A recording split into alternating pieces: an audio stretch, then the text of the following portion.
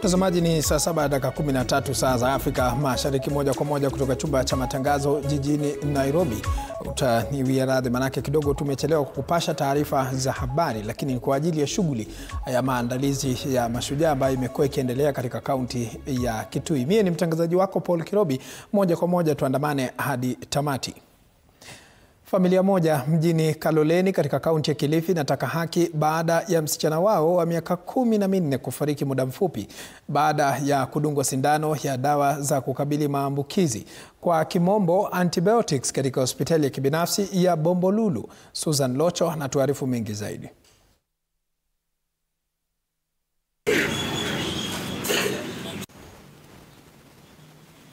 Ni hali ya majonzi katika eneo la Kaloleni, kaunti ya Kilifi.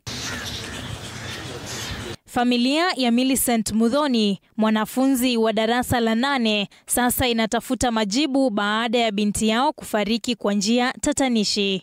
Inadaiwa kuwa Muthoni alifariki muda mfupi baada ya kudungwa sindano ya dawa ya kuzuia maambukizi almaarufu antibiotic katika hospitali ya kibinafsi ya Bombolulu.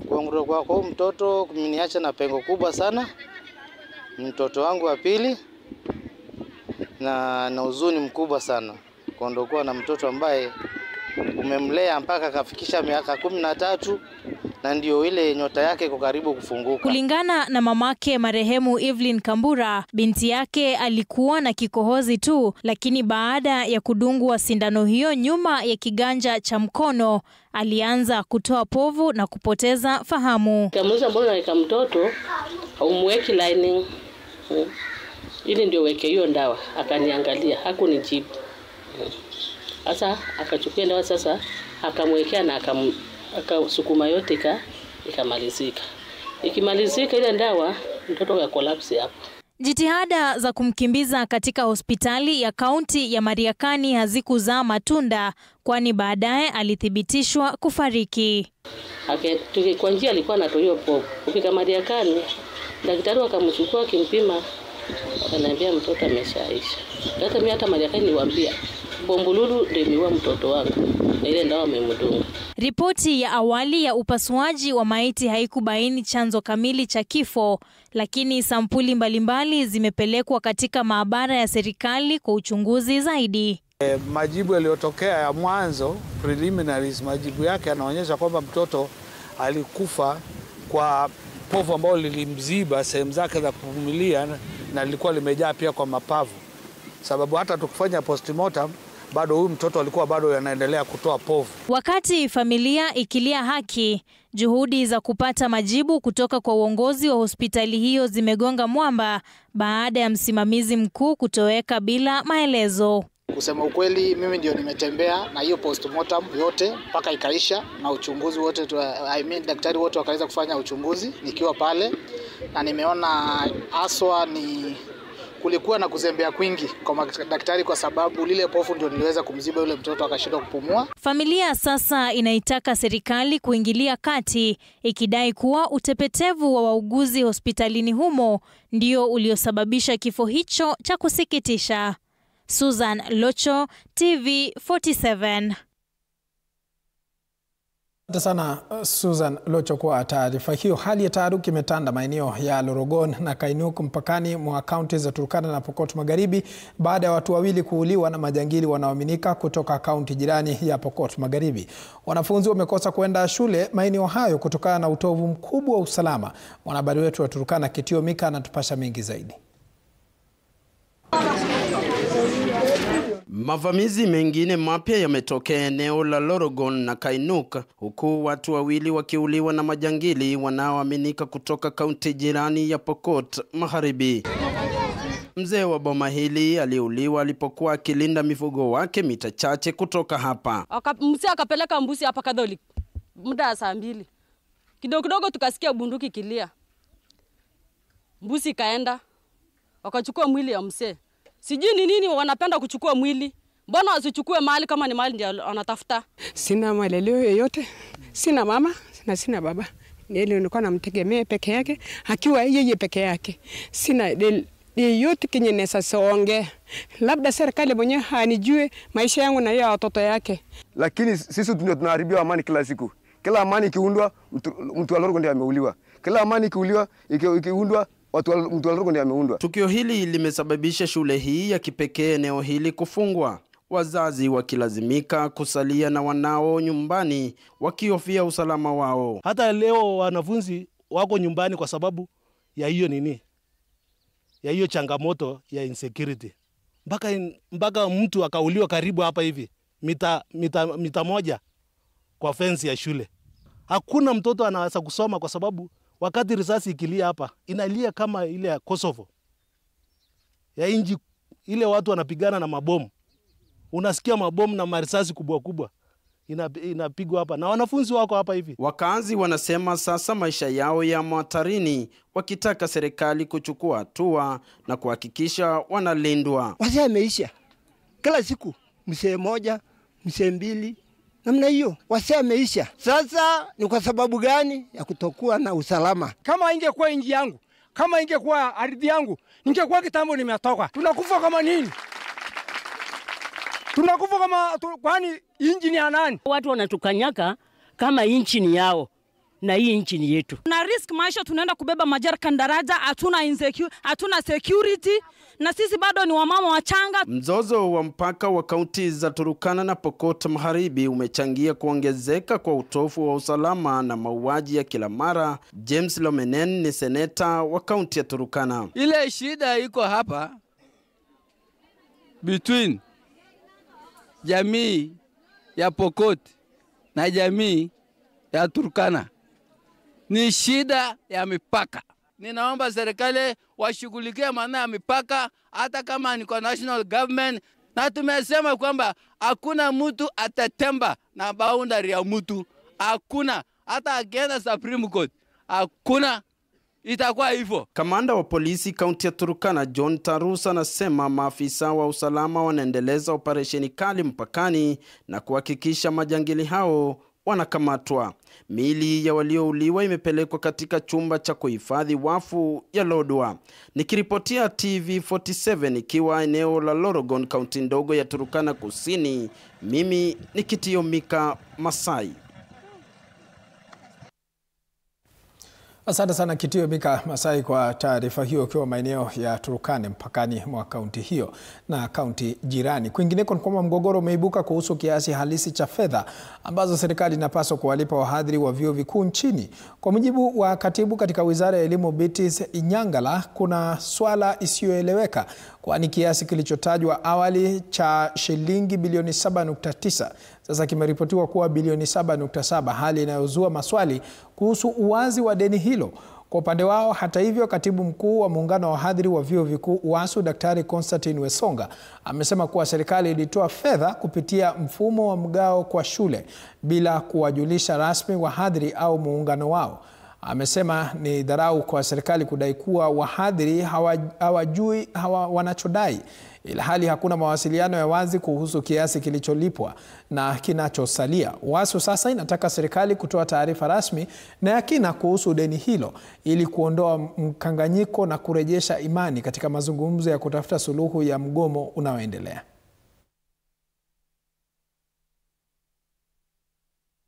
$12 billion through calculating the actuals. I don't know whether they understand actual. Actual means before this CBA was implemented, you are moving, you are being paid automatic annual increment. Since we didn't want double payment, we subtracted whatever you had been paid. Must I take everybody back to class to teach them? Where's that letter so that we read to these people? No, I have it here. Just be patient, I read it to you. Must I take them back to class? So simple. Very simple. Whatever they are claiming, let me read it to you.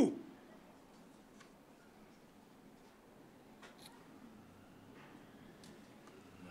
And when I gave them this letter, or when we were at Machakos, this is the letter. They were surprised. This is their own letter. This is the letter from APCCF. And it reads, 2017-2021 CBA implementation. The SRC therefore requested for a meeting with the Joint Technical Implementation Committee to clarify the following. The Commission felt that the computation were not as per their expectation, as issued to the universities in a letter reference this, and dated September 30, 2019.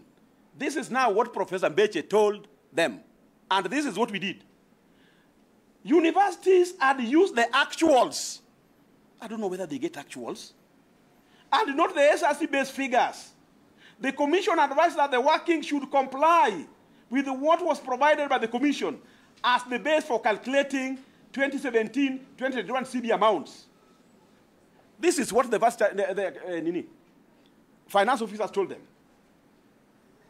Following the above, the University Joint Implementation Committee, comprising of Joint Negotiation Committee, union officials, and finance officers, converged from November 22nd, 2019 to Sunday, November 24, 2019, to review and compute.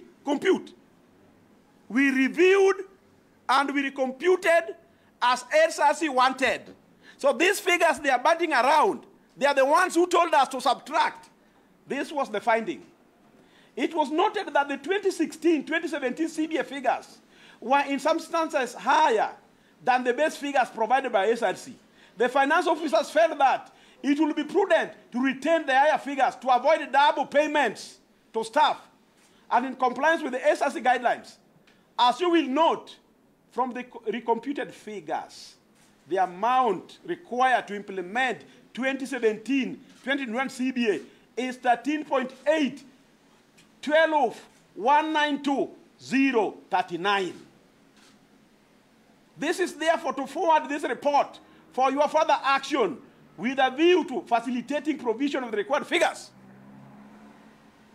Which automatic annual increment they're talking about? Well, they are the ones who told us to subtract and recompute. And when you tell them this, they don't understand. So the figures they are talking about, get it, in a simple language, had been subtracted when we were arriving at the cost of the CBA. The letter is here.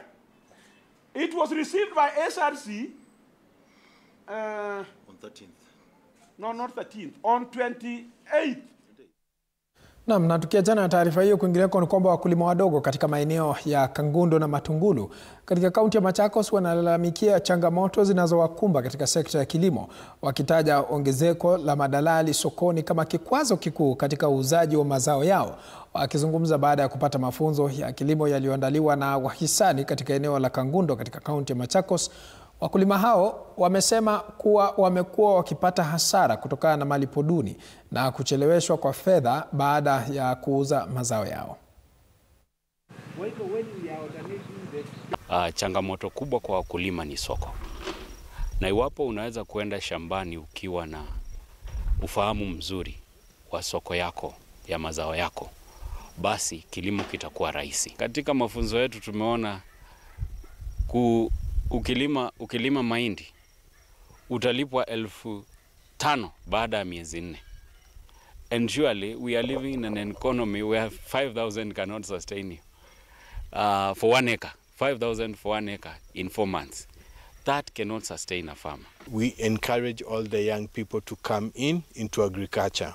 If you're waiting for government or for job employment, it's going to be very hard, especially going to the future with AI and things that are happening. Every single day that we go by, a person needs a farmer 3 times a day. A doctor maybe once in a lifetime, a lawyer when you commit a crime. But if you want to generate real wealth, agriculture is the way to go. Bila shaka mtazamaji, dakika 28 imekatika baada ya saa 7 kamili saa za Afrika Mashariki. Tunachukua pumziko mafupi, lakini tukirejea tunakuja na mengi zaidi, kwa hivyo usibanduke.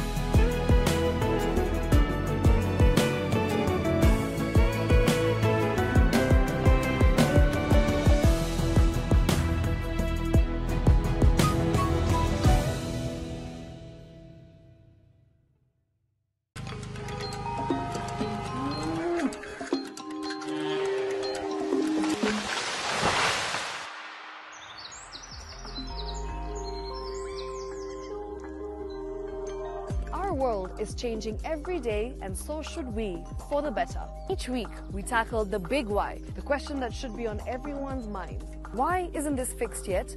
Deforestation, global warming, and the adverse effects of climate change.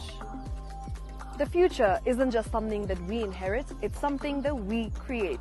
Join us on The Green Fix as we tell the stories of those who refuse to give up.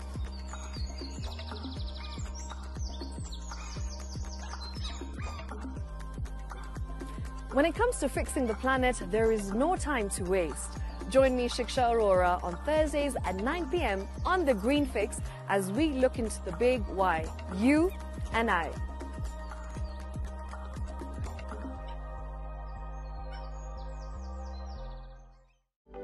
For comprehensive information and education on your health, Body Garage is here.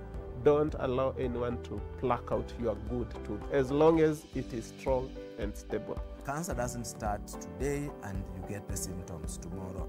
By the time you pick it or the time it is manifesting in you, probably will be there about 5 to 10 years. The eye is the window to the rest of the body. Don't forget to stay hydrated. And of course, you at home, do take your water. So the ultimate test is actually you check your urine. Your urine should be clear. Clear like the water? Yes. Should be able to see the other side of the urine. If your urine is colored or has changed color, you cannot see the other side, then you have not taken enough water. Don't forget regular health checkups. Early detection saves lives. I want the message be, we can prevent cervical cancer. We prevent cervical cancer in several ways. You have young girls and even somebody who's above that age, you can pay at least every 3 years. Somebody should have a pap smear done. If you are 40, 45, 50 going upwards, once a year, please go see a doctor. Yeah, it's just for normal routine maintenance.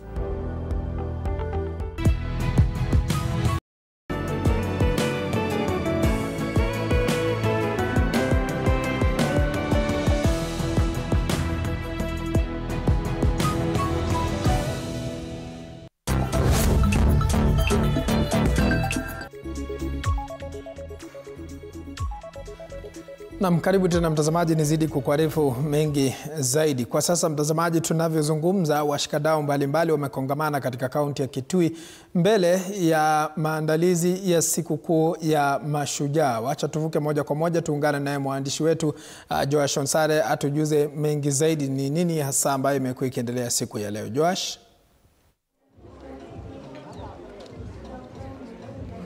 Nama shukran sana Paul Kirobi, ulivyosema ni kweli. Tuko katika kaunti ya Kitui ambapo tunaangazia masuala yanayohusiana na kawi, na ikumbukwe kwamba kauli mbiu ya mwaka huu wakati ambapo taifa linaadhimisha sikukuu ya Mashujaa ni shughuli nzima ya kuhakikisha ile kawi ambayo inazungumziwa ni kawi ambayo inastawi, na vile kuhakikisha ni kawi ambayo ni shujaa katika taifa letu la Kenya. Na vile mtazamaji, yale ambayo yamezungumziwa siku ya leo ni kuhusiana na kuwapiga jeki wanafunzi ili kukumbatia sayansi, na ikumbuke kwamba sayansi ndo ambayo inasaidia pakubwa katika kuhakikisha taifa haswa sekta ya kawi inapata wahandisi ambao wamebobea katika masuala ya kawi, na kuhakikisha kwamba Wakenya wote wanapata kawi safi, kawi ambayo inasaidia katika kuendeleza jamii na vile kuendeleza viwanda katika masuala ya uzalishaji wa bidhaa mbalimbali. Vile katika mkutano huu ama uzinduzi huu ambao umefanyika katika taasisi ya mafunzo ya ualimu hapa katika kaunti ya Kitui, mengi yamezungumziwa. Viongozi kutoka serikali ya kaunti ya Kitui wamesema kwamba watahakikisha miundombinu imewekwa ili kuweza kuafikia elimu ambayo inajumlisha masuala ya sayansi, na vile tumeweza kuona mkuu katika kitengo cha ubunifu pale Ikulu ambaye ni Dennis Itumbi pia akisema kwamba serikali inajizatiti kuhakikisha Wakenya wanapata huduma hadi mashinani. Na hivi sasa wakati ama muda mfupi uliopita, katibu katika ile idara ya kawi ambaye ni Alex Wachira ameweza kuzungumzia swala hili la kuwapiga jeki wanafunzi kukumbatia masomo ya sayansi. Tumsikilize tunapoendelea kukutaarifu. And for those who do not know is that Mweke is at home. And that is why he spoke before me, so that he can be able to welcome me home. Though I welcomed myself yesterday with Dennis Itumbi, we were here earlier, but that does not mean that you shall not host us in the evening for some modokoi and some nice chicken. So this is just to serve you as a warning. Whatever you do with that information, it is up to you. My colleague PS, Dennis Itumbi, fuel is able to burn continuously for 2 years. And if alone that, it has an availability rate of 99.99%. 99.99% availability rate. There is no other power that can give you that kind of availability. And that is why we are saying in our sector, because we do have geothermal that is currently running as a base load. The advantage of geothermal is that it is not subject to weather changes. Then we do have the hydro, and you know very well in the Horn of Africa, when we are subject to weather changes. Before 2022, we had a prolonged drought. Even now, the weather forecast is telling us that the rains may not be that good, but we have enough water now in Masinga Dam. And that is why you have heard His Excellency, the President, talk about us building the High Grand Force Dam, because we must store the water. But even with that, hydro is still subject to weather changes. But nuclear power, once you ignite, that is it, 2 years, and that power plant is able to run between 60 and 80 years. 60 and 80 years. By most of us, in 80 years, if we build a nuclear power plant, and we are saying that we shall decommission it in 80 years, and we want it to be built in 2034. 80 years from 2034, we are talking of 2114. None of us in this room will be in this world. When now that generation will be decommissioning. That is why we are talking of nuclear power. And second, and most important, is the cost. Because with the nuclear power, if you do your numbers well, you can be able to generate anything between 2.5 US cents to around 4.55 US cents. That now lowers the cost of power and helps us industrialize. Once we industrialize, then we create job opportunities for our young people. So that is why we are asking Kenyans to support as we talk about nuclear power and we embrace nuclear power. These institutions demonstrate that Kenya produces energy and also produces human capital.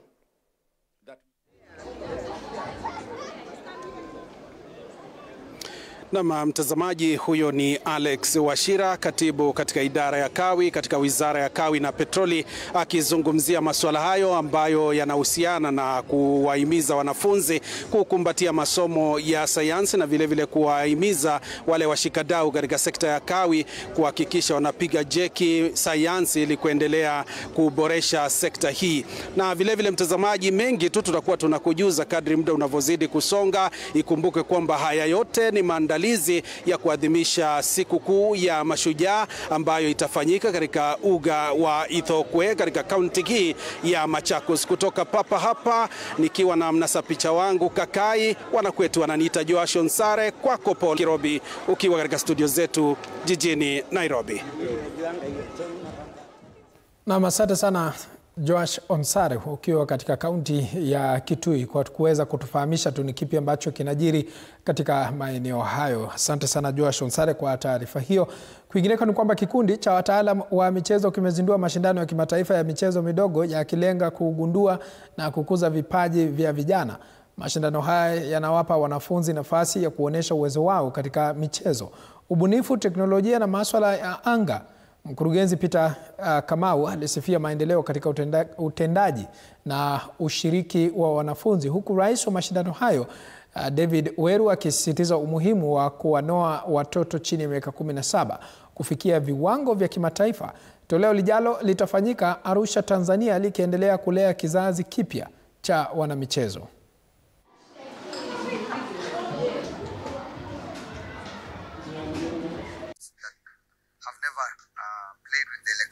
Systems where they kick or punch and they see their points on the TV. They've never had that experience. This is the only platform, international mini games, that gives children that kind of experience, playing with the international standard equipment, international referees. So when they go and they come back, the schools that have been with us can see a significant difference because they already have experience, because that's what it takes. You build the experience. That's what gives you the difference. Our motto, we always say we are growing children into world champions, and we can see really the kids are really pushing themselves. So the idea is just to help the kids, they push themselves in the sports, and of course, if a child does well in sports, of course, they'll also be able to do well in class. Structure, facilities, hizi equipment hizi utumia, unapata saa nyingine haikai vizuri, ama ni mzee sana, lakini bado sababu hatuna. Na tukiachana na taarifa hiyo, kwingineko ni kwamba hali ya wasiwasi imetanda katika eneo la Store Mbili katika kaunti ya Nakuru kufuatia ongezeko la visa vya wizi wa mifugo vinavyodaiwa kuendeshwa na magenge ya wahalifu. Wiki moja baada ya mwanamume wa makamo kuuawa katika tukio la wizi wa mifugo, leo hii mazishi yake inafanyika katika eneo la Njoro, huku wakazi wakizidi kuitaka serikali kuimarisha usalama wa wakazi. Wanasema visa vya aina hiyo vimekithiri, na licha ya kutoa taarifa kwa vyombo vya habari, hatua madhubuti bado hazijachukuliwa. Wanaeleza kuwa maisha yao sasa yamejaa hofu na wanahofia usalama wa familia na mali zao. Kwa sasa tuungane naye Mike Kialo ambaye yuko katika eneo la tukio kwa taarifa zaidi. Mike.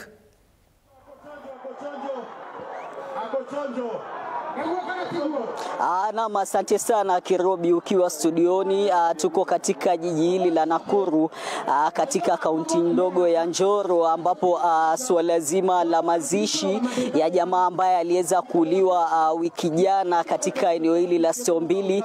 Kumbuka ni mazishi ambayo yanaendelea katika eneo hili la Njoro, na hivyo basi kumekuwa na utovu wa usalama. Utovu huo ukihusishwa sana na wizi wa mifugo hapa katika kaunti ya Njoro, na hivyo basi nitakuwa naungana na baadhi ya wakazi wa jiji hili waweze kuniambia maoni yao ni gani. Kumekuwa na wizi wa mifugo hapa katika jiji hili la Nakuru, hasa katika kaunti ya Njoro, katika mpaka wa Njoro na Mau Narok. Pengine unazungumziaje swala hilo? Ninaweza sema ya kwamba kinachofanya hapa wizi kuwe mingi ni insecurity. Mahali hapa security, wenye wanatusimamia security area hii ni watu ambao wanapenda tumbo zao, lakini wapendi wa Kenya ambao wenye wanaishi mahali hapa. An example, kitendo kama hiki kiko nyuma yetu siku ya leo hakingeweza kufanyika. Kimeweza kufanyika kwa sababu ya nini? Kwa sababu ulegezi ama security ya area hii yetu iko chini sana. Amezungumza hapa OCS wa eneo hili, akasema kuwa takriban watu 7 watu wakiusijia. Pengine maoni yako ni gani? Unadhani vitengo vya usalama vinajizatiti kuhakikisha usalama huu unaweza kukabiliwa? Hakuna kitu kama hiyo. Hii serikali ni wale. Hii itakuwa tu kwa leo kwa media juu kuna mazishi hapa. Kesho hii story inaisha, na hata wenye walifanya kitendo ya aina hiyo wakifika pale ni ile hongo tu ya 1000 2000 na hii story inaisha. Nikikupea kwa mfano za kufanyika pale Naivasha, wakati ambapo ule ofisia pale kwa alipoenda kwa leo kesi bado iko. Sasa hata hapa fanyika. Asante sana.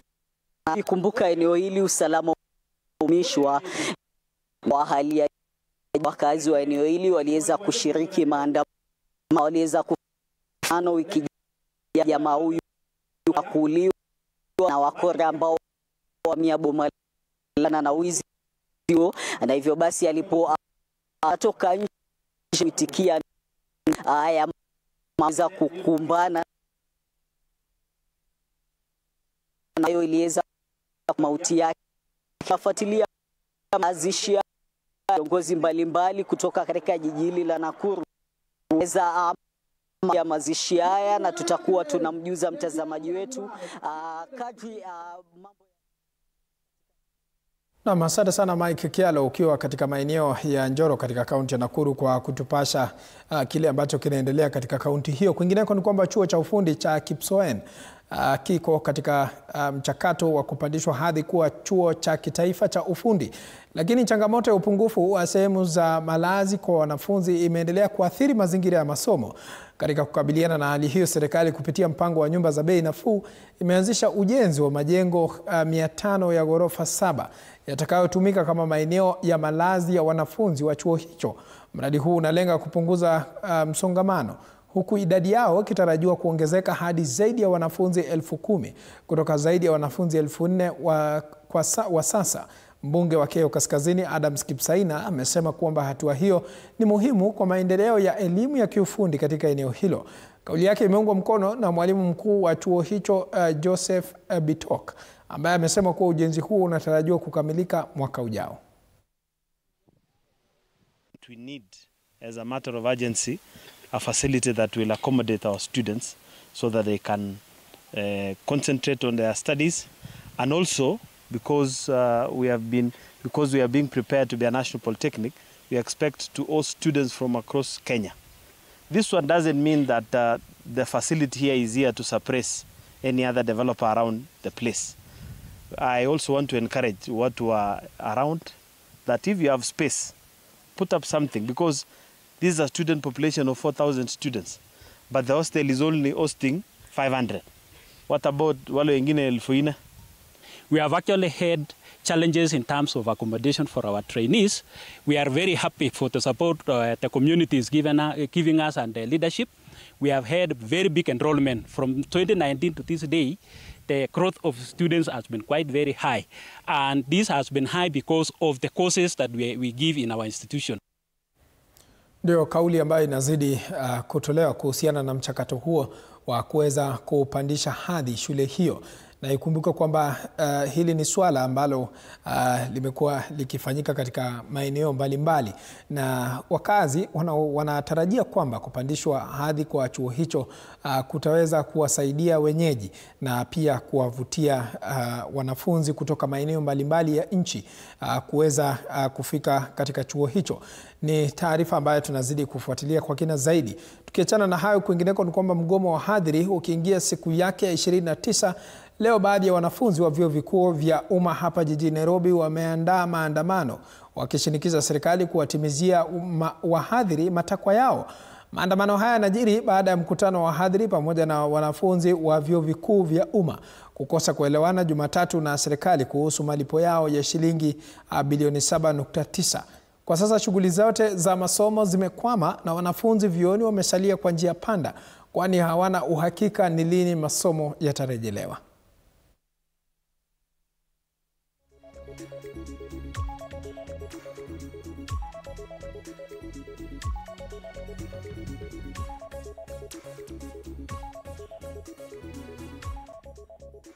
Decided to down our brains because our education is under siege. This is consequential and parallel to the optical views of comrades. Yeah. And we've decided that if indeed our lecturers will not be paid on time, we as students are going to demand education, because this is a censorship system that needs to be addressed as quick as possible. Na hatusomi na tumelipa fees, so kama saizi umelipa hostel, hatujui kama next semester utaambiwa tena ulipe another one in case semester kianza upya in 2026. So unaona imetu affect. Here lecturers have not been paid. Comrades have paid their school fees, comrades have paid their accommodation fees. We are in school but no classes is ongoing, and therefore as frustrated comrades today we are giving and demanding this from the government. Yes, that one, the government to pay the lecturers in cash immediately and facilitate the immediate commencement of classes. Plea is that the lecturers will be paid. And what we are going to do after these farming distractions, so that will be hard. Naam, tukiachana na taarifa hiyo, wanachama wa bunge la kaunti ya Kiambu wametoa onyo kali kwa gavana Kimani Wamatangi, wakitishia kuanzisha hoja ya kumuondoa mamlakani iwapo hatatatua mgogoro unaoendelea katika sekta ya afya ya kaunti hiyo. Madai hayo yanajiri huku madaktari na wahudumu wa afya wakiongozwa na chama cha muungano wa madaktari nchini KMPDU wakiandamana kulalamikia mgomo unaoendelea katika kaunti hiyo. Wajumbe wa bunge la kaunti Kamau Thumbi na Susan Mburu wamesema huduma duni hospitalini na vifo vinavyoweza kuzuilika vimesababishwa na uzembe wa gavana Wamatangi. Hata hivyo, gavana amepuuzilia mbali vitisho hivyo, akivitaja kuwa njama za kisiasa na kudai kwamba serikali yake inatekeleza mikakati ya kuboresha sekta hiyo. Gavana Kimani Wamatangi, gavana wa Kiambu, kama atashindwa kusimamisha health sector, he deserves to be home like yesterday. Ningetaka kuambia wana Kiambu, mahali imefika, baadhi ya MCAs ambao wako Kiambu na viongozi wengine wanasimama na haki yenu. Ukisikia mambo ya impeachment, Kama mtu atasimama kanisani abishane na kusema hapana, sio watoto 130 wamekufa, ni 80 wamekufa, huyo ni mtu hata hafai hata kukua kwa kiti ya kuchaguliwa ama hata ya kuteuliwa. It's something impeachable, but that is not the agenda here. The agenda here is a long-lasting solution to the problem of healthcare in Kiambu. Na mtazamaji, tukitoka huko, wacha kwa sasa tufululize hadi katika kaunti ya Machakos, na ambapo kuhusiana na swala la vijana na miungano ya kisiasa, swala hilo limezidi kuleta hisia kinsani miongoni mwa wananchi. Hebu tuungane na mwandishi wetu wa habari Nicholas Mbaye atujuze mengi zaidi. Naam, shukran sana mwenzangu na kupata vizuri kutoka hapa katika kaunti ya Machakos kwenye mada kuu miungano ya kisiasa nchini ambayo inaendelea kwa sasa. Tumemshuhudia alikuwa seneta wa Baringo Gideon Moi akijiunga na serikali, na vile upande huu mwingine katika United Opposition wanaendelea pia na kuungana zaidi. Yote ni katika harakati za kuhakikisha kwamba 2027 kila mmoja anawahi kiti cha urais. Wananchi nao wanasema vipi katika swala nzima hili? Hapa katika kaunti ya Machakos nazungumza na baadhi ya wananchi na haya ni maoni yao. Upande wa Kalonzo, Gachagua na Wamalwa na viongozi wengine, mimi naweza sema hapo at least hapo kuna ukweli hapo. Hao ni wako sawa pale. Kwa hivyo hapo naweza support kidogo na niseme ya kwamba huo muungano wa Kalonzo, Gachagua na kina Wamalwa, Martha Karua, hiyo muungano iko sawa kabisa, maana imejumuisha vyama vingi pale. Alafu iko kila pande ya Kenya, sio pande moja ya Kenya. Upande wa Gideon Moi kujiunga na serikali, naweza sema haina lakini tumepata njia. Gideon Moi amekuwa na support Kalonzo sana, amekuwa na timu kubwa, lakini sasa hii ameanza kutuonyesha mwelekeo, na mimi naweza sema ni kama ni upande wa kushiba tu. Maybe ameshiba, amepewa kitu kidogo ili aungane pale, lakini sasa hii kama vile nimesema, mwananchi ako sawa kabisa. Kwa majina naitwa Kennedy Kimeu from Machakos. Sasa hii maneno inaendelea ya Gideon Moi kuingia kwa serikali. Hii naona mimi kama mwananchi wa kawaida, mwananchi shida. Hii ni kwa mfuko yake pekee. Sasa wanaanza kututanganya tupige kura wapi. Lakini mimi kama mwananchi wa kawaida nasema hii ni kwa manufaa yao. Mfuko yake mwenyewe ndo anaangalia. Asante sana. Kwa jina ni CPA Alois Makau Mutua, biashara wa Machakos. Kitu kwanza nimefurahi sana kwa hii mambo inaendelea ya muungano wa vyama. Naweza sema iko na manufaa sana. Kwanza kwa sisi majenzi tunajua mwelekeo ni wapi na tumeanza kupata light, mwangaza wa sisi tutasimama aje. Kitu kwanza tumeona wale watu wamejiunga kama Kalonzo amesema kwamba atakuwa upande mwingine ataitisha, mnajua Ruto mwenyewe atakuwa. So sasa tumeanza kuona because we are against the government, tumeanza kuona ya kwamba tutajiunga na kina nani. Kama mtu kama ni Gideon Moi tunaona ya kwamba yeye ako upande wa Kasongo. So tumefurahi sana kwa maana hatutaweza kuunganisha naye. Tumeona ni akina nani wa kujiunga nao. Kama ni Gachagua, kama ni Natembeya, Kalonzo, Matiang'i. Tumefurahi sana. In fact hiyo ndio imeanza kupatia mwelekezo ya pinye tutajipanga. Naweza sema ya kwamba bado tuko mapema, kwa maana sasa hii wameanza kujionyesha ni njia yetu ya kujionyesha finye tutajiunga na finye tutajipanga ndio tuondoe hawa. Kama itakuwa ni movement itatuwezesha kujua ni akina nani. Najua ya kwamba watu wanaweza kuwa na betrayal, lakini tunajua ya kwamba kutakuwa na Matiang'i, kutakuwa na Kalonzo. Ni ombi langu ama ni maono yangu kwamba wakati majenzi tutakaa chini tupange vile tutasimamisha yule wetu, tutakuwa na mwanga mzuri na tutakuwa na watu wetu wa kusimama na wao, na hakika tutapata ushindi penye tuliona wakati tuliingia katika mbunge. Hivyo ndivyo majenzi tutajipanga, na nashukuru sana Mungu kwa kutolea Gideon Moi akaenda upande wa Kasongo. Tumejua si upande wa kwetu, huku tunaendelea kujipanga. Asanteni. Zimekuwa ni hisia mseto za wananchi katika swala nzima ambalo tulizungumzia siku ya leo. Kilichosalia tu ni kusubiri na kuona ifikapo mwaka 2027 majaliwa nani atakuwa zaidi ya mwingine. Mimi ni Nicholas Mbai, nawarejesha kwenu studio kwa matangazo zaidi. Na asante sana Nicholas Bai kwa taarifa hiyo. Rais William Ruto ameongoza maadhimisho ya siku ya jeshi la ulinzi la Kenya KDF yaliyofanyika katika kambi ya Moi Barracks jijini Eldoret. Katika tukio hilo, Rais Ruto alivalia sare kamili za kijeshi. Maadhimisho hayo hufanyika kila mwaka kwa lengo la kutambua mchango wa KDF katika kulinda taifa pamoja na kuonyesha dhamira ya jeshi katika huduma kwa jamii. Katika hotuba yake, rais alisisitiza kuwa nguvu ya kijeshi haipaswi kuangaliwa tu kwa uwezo wa kivita, bali pia kwa mchango wake katika kusaidia walio katika mazingira magumu na kuendeleza maendeleo ya kijamii.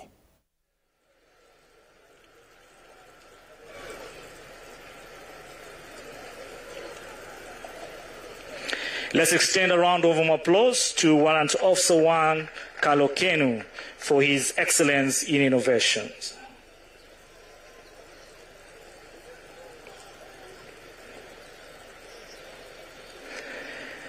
(106,597) Warrant Officer Class 2 Newton Gregory Lungaho, Kenya Air Force. Warrant Officer Lungaho excelled in environmental stewardship and innovativeness, and for his outstanding leadership, technical skills, and commitment to excellence, Warrant Officer Class 2 Lungaho is hereby honorably recognized.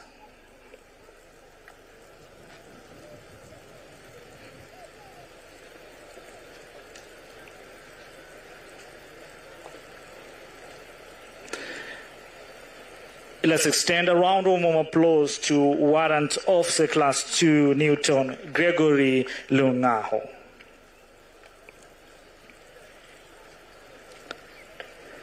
(35877) Sergeant Bernard Kibet Rono, Kenya Navy. Sergeant Bernard Rono excelled in disaster and flood rescue operations, and for his exceptional professionalism and outstanding devotion to service, Sergeant Rono is hereby honorably recognized.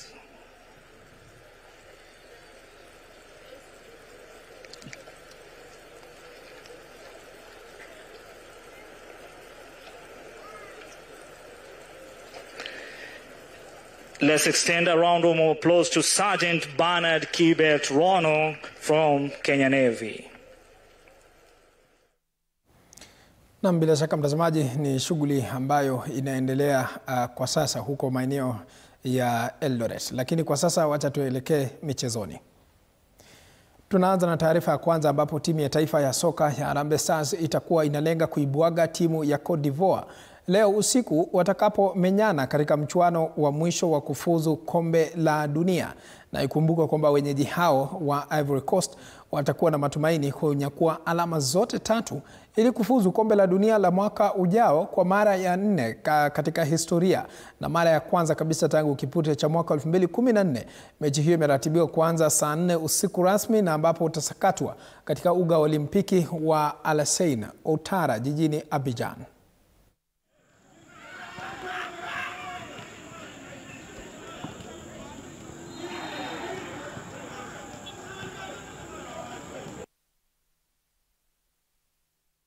Na hiyo favor ya kufunga sana. I think ni kitu naweza nataka kukari the next games, of course, for club and country. Iko sawa kwa team na players wame prepare well, na kitu tunaongojea ni game ya Tuesday we get a good result. Time the national team takes the pitch, you know, the intention is to win. We have to go out, we have to create that winning culture, and of course now it's 2 wins back to back on the road, two clean sheets. So the mindset, the mentality is definitely to go out and do our best to try and win. Of course we know the quality within the Ivory Coast squad, and if memory serves me correct, I don't think in the group they've lost the game. Kwingineko ni kwamba timu ya taifa ya soka ya Cape Verde iliandikisha historia kwa kufuzu dimba la kombe la dunia la mwaka ujao kwa mara ya kwanza kabisa katika historia. Cape Verde sasa inaibuka kama nchi ndogo zaidi kufuzu michuano hii tangu Sao Tome na Principe mwaka 2006 nchini Ujerumani, na ya pili yenye idadi ndogo zaidi ya watu kufuzu baada ya Iceland nchini Urusi mwaka 2018 ikiwa na takriban watu 500,000. Anajiri baada ya kikosi hiki cha Blue Sharks kuibuka na ushindi wa mabao 3 kwa mtungi dhidi ya Eswatini kupitia magoli ya Dallon Livramento, Willy Semedo na beki mkongwe Stopira.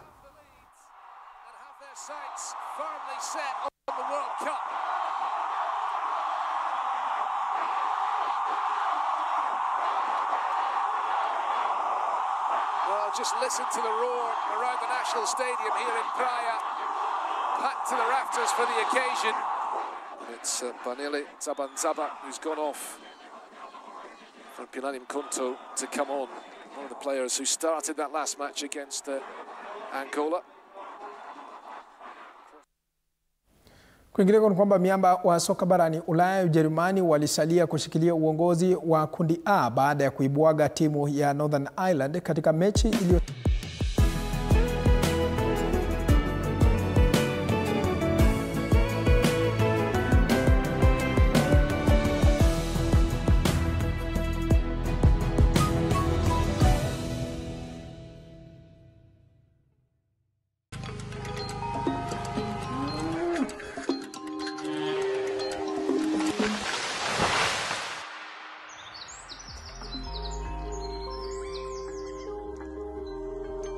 Our world is changing every day, and so should we, for the better. Each week, we tackle the big why, the question that should be on everyone's mind. Why isn't this fixed yet? Deforestation, global warming, and the adverse effects of climate change. The future isn't just something that we inherit, it's something that we create. Join us on The Green Fix as we tell the stories of those who refuse to give up.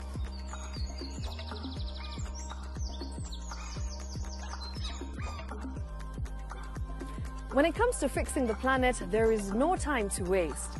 Join me, Shiksha Arora, on Thursdays at 9 p.m. on The Green Fix as we look into the big why, you and I.